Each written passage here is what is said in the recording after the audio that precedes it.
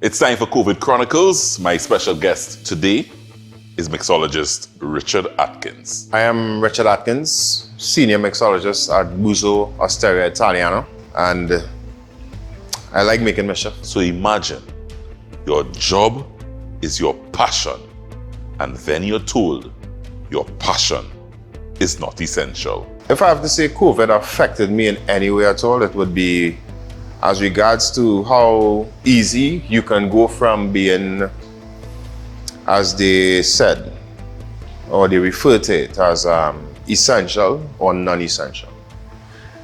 And that probably was the worst thing to me. The fact that you love to do something, you want to do it, you enjoy doing it every day on a regular basis, and then all of a sudden it stops. Now, your passion doesn't stop, but the way you would like to share experiences, you'd like to get people to experience something, the smile you would see, the validation you would get just from a smile, just from a wow, just from a it was not there anymore. I don't think I was pondering anything else outside of the fact that I was non-essential. I spoke to a lot of my colleagues about it. I mean, I have friends who are not even in the industry. And I remember whenever we communicated, a lot of what was coming out of my mouth was, you see this non-essential terminology and feeling. I mean, it would upset me. I would sometimes be in a very bad mood because I am non-essential. And then you look at the essential services, you understand the essential services, and then having the love and the passion for what I do, and for what a lot of the people in my industry do, to be classed as non-essential is not a nice thing. Richard is employed in one of the busiest restaurants on the island. During lockdown, he recalled what was a difficult time in this industry. Coming to work and seeing everybody, gloves on, masks, knowing exactly what it was going on. Because you're accustomed coming to work, the restaurant is a bustling place. You hear the laughter of your guests on a table, or someone comes through the door, you can hear the host or the hostess say hi, good evening, greet them, you know. And then you come to work and there are no settings on the tables, and it's bare. The entire space is just bare. Outside of the infrastructure that's there, there's no life. Because when people come in, they bring a vibe with them, and it creates an atmosphere that brings life to the entire building. So it doesn't matter where you are, you can hear laughter, and you can hear interactions, you hear the low music in the background, and you see the hustle and the bustle. Waiters, waitresses moving, also picking up drinks at the bar, people seated at the bar, casual conversations, and it was non-existent. Generally, I like to keep the bar area clean, right? So you walk into the bar and then you clean the bar probably 3, 4 times, 5 times, 6 times, 7 times. And then you realize, okay, if I wipe this anymore, it will be brand new again. He, along with many of his colleagues, experienced financial strains like never before. During the lockdown period, you wouldn't need the entire staff to be at the establishment. So it was basically delivery service and pickup service. To have a system like that, you need really and truly probably 3 or 4 persons on the floor.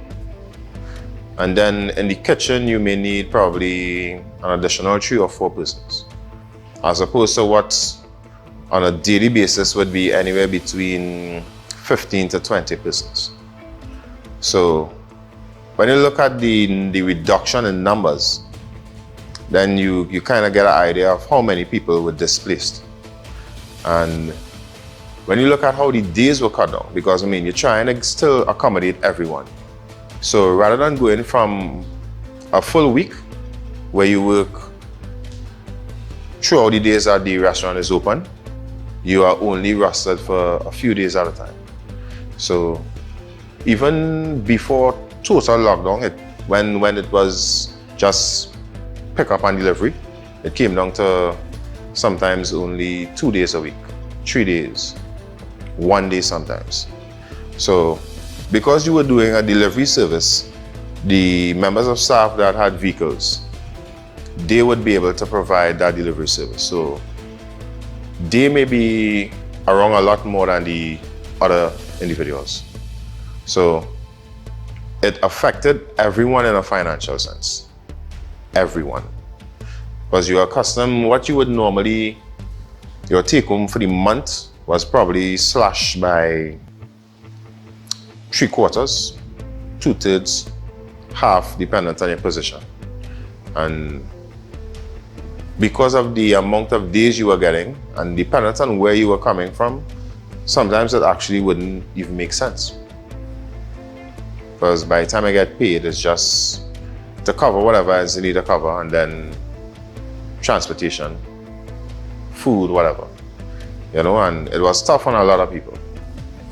While a lot of people were home gaining weight, a lot more people were losing weight. And that was just because of the situation. They had to adjust. Richard used his downtime wisely and created a product and a concept that would bring the bar to you. So I started a nice little consortium with a few of my friends, colleagues, and workmates. And our first project is Richard Atkins Mixes. We do a few flavors presently, a few being 3 main ones. Occasionally, I do try something different. I may do 2 new flavors just for the week or maybe the weekend or so.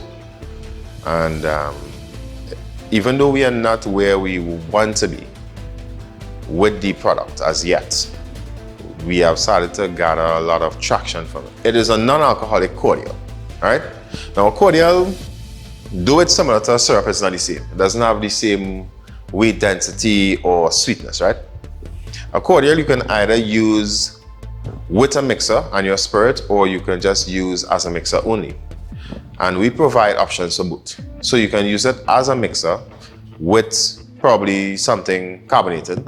Soda water is what we would recommend because it's already sweetened to some extent. So you don't need anything with any additional sugar. All you need to do is add your spirit, add a percentage of the cordial, top with soda, and you're fine. So you purchase the product, there's a number to the back of the card, and you can contact me directly or any other member of my nice little grassroots initiative consortium.